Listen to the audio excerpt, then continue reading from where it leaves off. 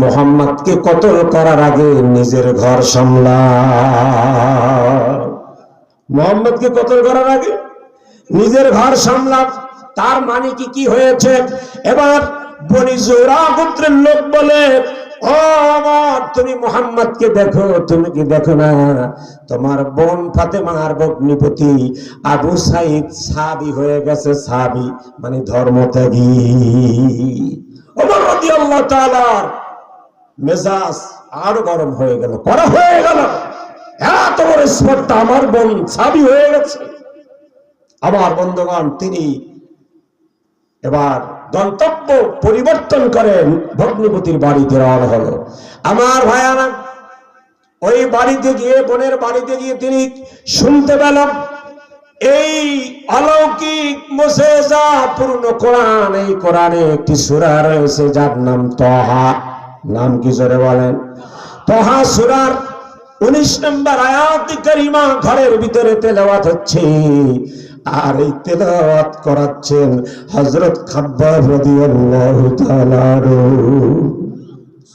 এই কোরআনের আয়াত এটি কামানের ঘোড়ার থেকেও অতি কার্যকরী। যে শুনবে, যে পড়বে, তার জন্য হেদায়েত অত্যাবশ্যক হয়ে যায়। সুবহানাল্লাহ।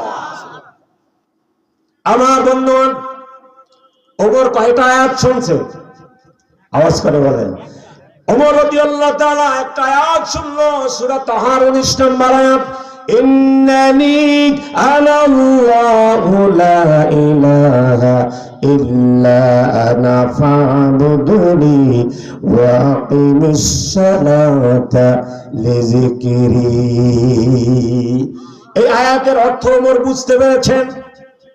আয়াতের অর্থ হলো ইন্নানি আনাল্লাহ, নিশ্চয়ই আমি আল্লাহ, নিশ্চয়ই আমি আল্লাহ, লা ইলাহা ইল্লা আনা ফা'বুদুনি, লা ইলাহা আমি ছাড়া কোনো ইলাহা নাই, ফা'বুদুনি অতএব তোমরা আমার ইবাদত করো।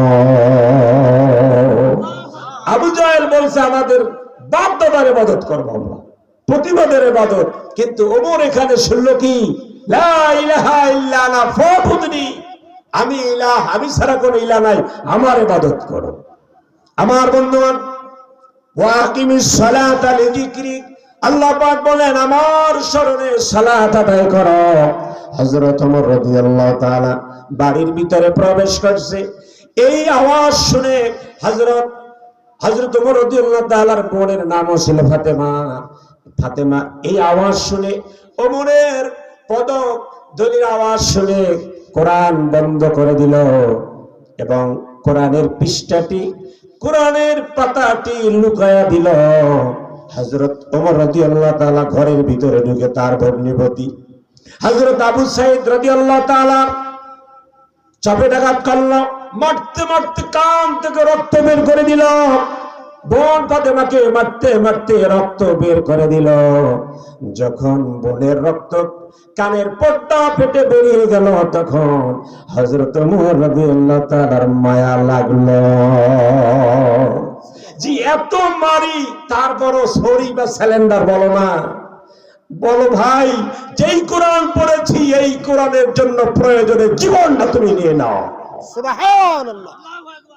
ভাইরা আমার, এটা এমনই একটা জিনিস, গ্রহণ করলে নবীজি বলছে তুমি তো দুঃখের চাদর পেছাইলা শরীরে, এখন তোমার অত্যাচার, নির্যাতন, মামলা হামলা তোমার জীবনে ফরজ হয়ে যাবে। কথা বলেন ঠিক না? এটা গ্রহণ করার পরে কোরমা পোলাও, বড় বড় রান আশা করা, কথা বলেন না কেন? আমরা তো সেটাই চাচ্ছি, ভালো খাবো, ভালো থাকবো, কিন্তু না, এটা হলো দুঃখের চাদর।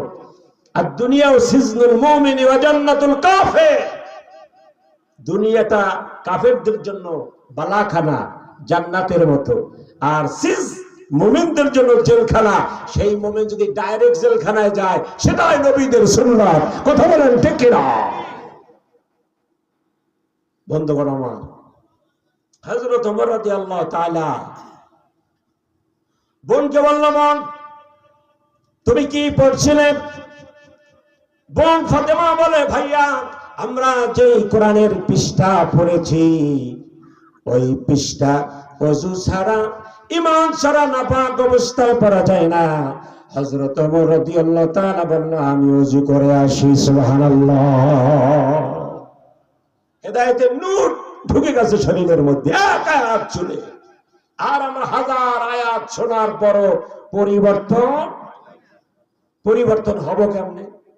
গুতাগুতি, মতানৈক্য, কোন টুপি নিয়ে দলাদলি, পাঞ্জাবি জুব্বা নিয়ে দলাদলি, এরপরে আকীদা